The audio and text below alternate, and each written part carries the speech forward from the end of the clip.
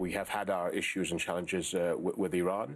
And again, for us, the attacks on Saudi Arabia is of tremendous importance to Jordan. We have an outstanding relationship with the Saudis.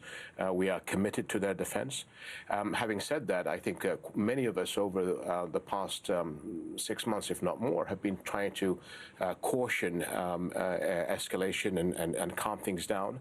And relatively, that's happened across the summer. Obviously, the attack on Aramco has upped the ante, and this is a very important week in New York, where I think all of us are trying to figure out how to step away from the brink of war. The Wall Street Journal had a report that it's not that clear to many experts that it was Iran. Do you think it absolutely was Iran that launched these attacks? The reports that I've gotten, the type of weaponry, drones and missiles that were used, definitely a state actor, maybe using non-state actors is probably the politest way of Proxies, saying it. So I think we all believe that we know who the culprit is. Why did it get to this level?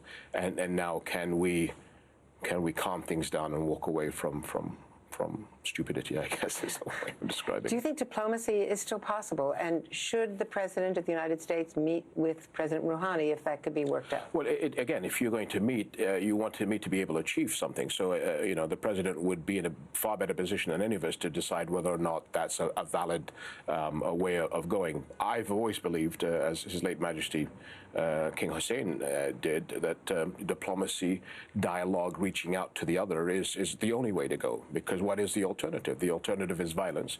And we've all learned the hard way in our part of the world that wars are really easy to get into and almost impossible to get out of. The U.S. has a maximum pressure campaign and recently sanctioned, only days ago, the central bank of Iran. How does Iran now react when it is being squeezed with the toughest sanctions on any country in the world right now? So again, I think one has to be careful that when you push somebody in a corner where they have nothing else to lose, that creates its own set of problems. But I think maybe if I take a step back, I always try to explain the challenges of Iran as they tend to give themselves an A+ for foreign policy, i.e. their ability to affect issues in Iraq and Syria, Lebanon through Hezbollah, Yemen. But kind of give themselves a C- for internal diplomacy. We know that they haven't been able to meet salaries for most of the citizens. I think people are very frustrated inside that country. But any country faced with an external challenge is going to rally around the flag. So again, I think we have to be smart on what is the aim and what is the strategy that we can all agree with as part of the coalition forces to make sure that Iran takes a step back and we can calm tensions in the Gulf. There was an independent Pentagon report last month that said that ISIS is resurging in Iraq and Syria since the U.S. withdrawal of most of our troops, and that even though there's no ISIS territory or caliphate, it is now operating virtually and raising the ISIS flag in Al-Hol. This is of direct threat to you and.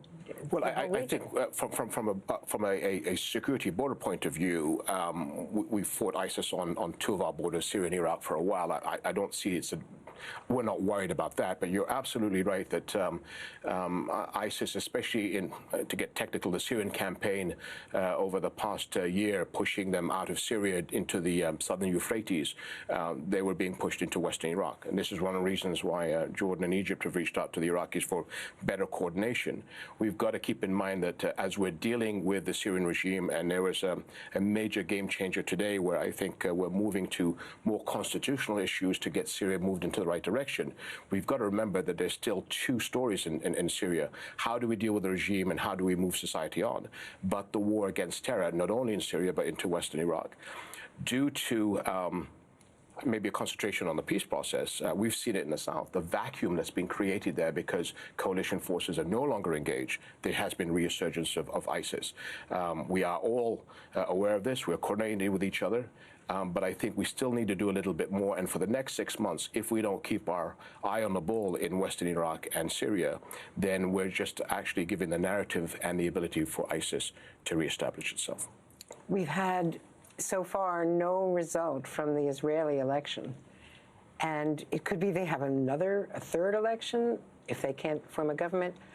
Is this a critical moment where the two-state solution is, some fear, all but dead because of both U.S. and Israeli policies.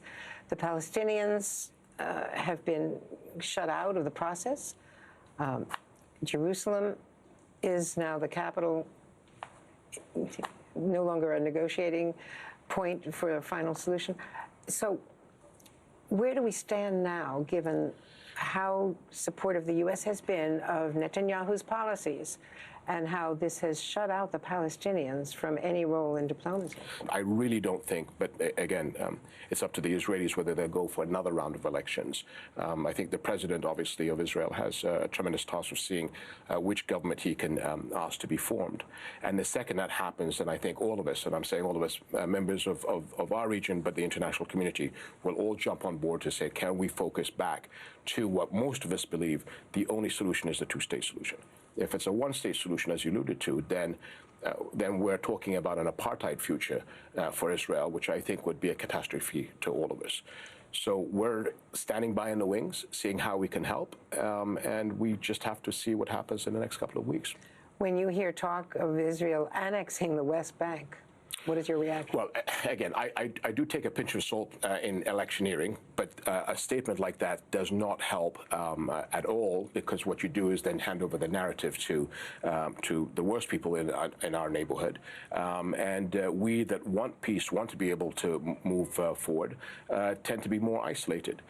If the policy is to annex the West Bank, then that is going to have a major impact on the Israeli-Jordanian relationship and also on the Egyptian-Israeli relationship, because we are the two only Arab countries that have peace with Israel.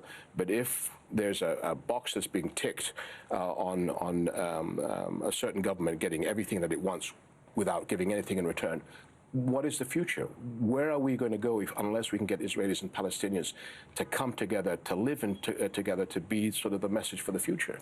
And at the moment, that's at jeopardy. So if we're talking about an apartheid Israel with a law that's different for Jews and different for Christians and Muslims, that is going to continue to add fuel to disruption in the Middle East.